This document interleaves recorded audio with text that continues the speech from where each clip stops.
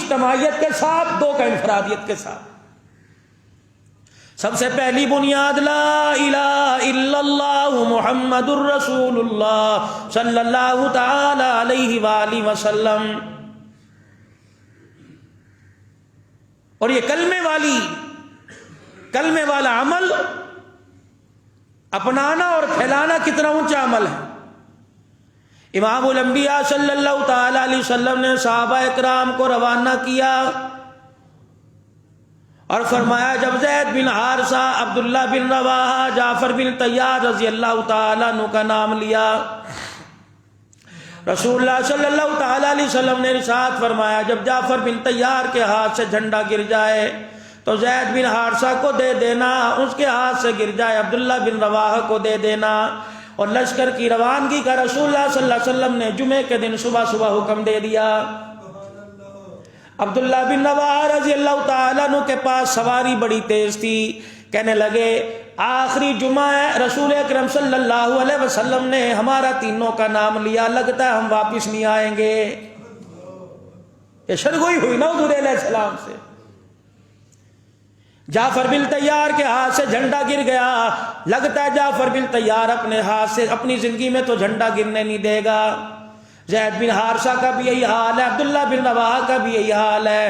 لگتا ہے جب دو چلے گئے میرا نام بھی تیسرے نمبر پر آ گیا، لگتا ہے میں بھی اپنے گھر واپس نہیں آؤں گا۔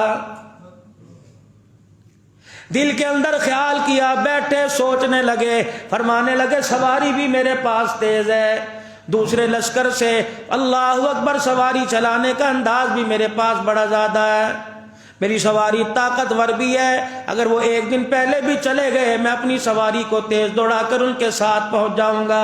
جمعے کا دن آیا، مدنی کریم صلی اللہ تعالی علیہ وسلم خطبہ ارشاد فرمانے کے لیے منبر پہ تشریف لائے۔ آپ کی نگاہ عبداللہ بن رواحہ رضی اللہ تعالی عنہ کے چہرے پہ پڑی، رسول اکرم صلی اللہ تعالی علیہ وسلم خاموش رہے۔ جب جمعے سے فارغ ہوئے، عبداللہ بن رواحہ میں نے تو تجھے لشکر کے ساتھ بھیجا تھا، سارا لشکر چلا گیا تو پیچھے کیوں رہ گیا؟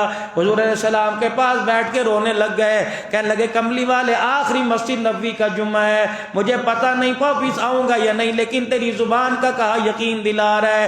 کملی والے میرے پاس سواری بڑی تیز ہے، میں ان کے ساتھ جا کے مل جاؤں گا، راستے کا بھی مجھے پتہ ہے، مجھے رہبر کی ضرورت نہیں۔ رحمت والے نبی بس آخری جمعہ آپ کے پیچھے پڑھنا تھا، میں نے نماز بھی آپ کے پیچھے پڑھنی تھی اور آپ کا رج رج کے دیدار کرنا تھا۔ حضور کی آنکھوں میں آنسو آ گئے، آپ نے فرمایا عبداللہ بن رواحہ تیری ساری باتیں اپنی جگہ ہیں، لیکن وہ لشکر کب روانہ ہوا؟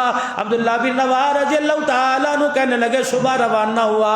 فرمایا تو آدھے دن کے بعد جا رہا ہے، قسم ہے اس رب کی جس کے قبضے میں میری جان ہے، تو ساری ساتوں آسمان اور زمین کو سونے چاندی سے بھر کے خیرات کر دے، ان کے آدھے دن کے ثواب کو نہیں پہنچ سکتا۔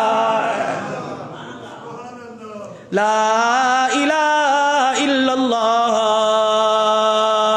کتنے مقدروں والے لوگ ہیں، کسی کے حصے میں دکان آ گئی، کسی کے حصے میں کاروبار آ گیا، کسی کے حصے میں کھیتی باڑی آ گئی، لیکن مقدر والے لوگ ہیں جن کے حصے میں کلمے والی محنت آ گئی ہے۔